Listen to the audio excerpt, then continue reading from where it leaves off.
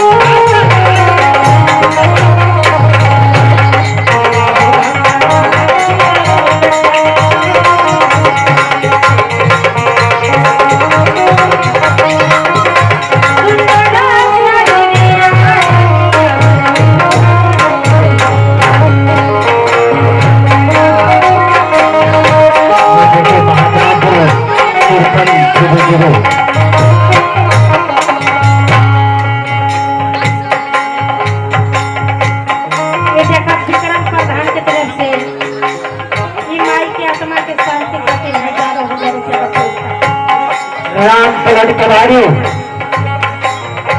विक्रम प्रधान और झांसी की तरफ से रहा और जो कर्ण की बातें कर रहा महात्मा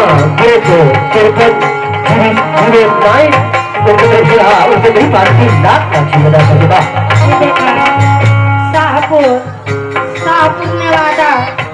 शाहपुर नेवादा के धरती से ये माई की आत्मा के शांति खातिर हजारों हजार रुपए का पुरस्कार।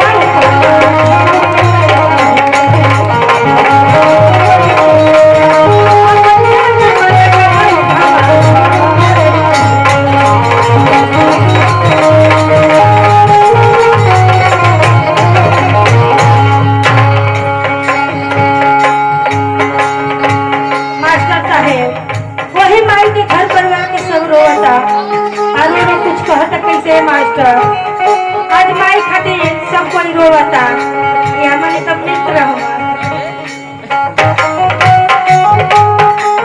हमारा देखा ये सनी के तरफ से ये हजारों हजार रुपए का पुरस्कार मिलल बा। ये उनकर मित्र हुआ, लेकिन कैसे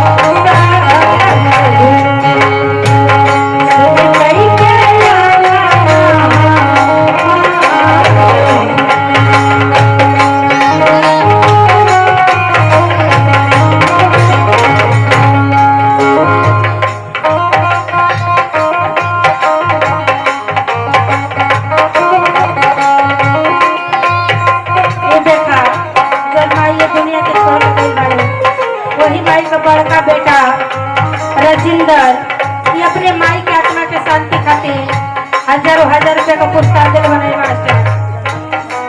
यही से कहता नहीं ओ इतम जैसे रहे एक मुहावत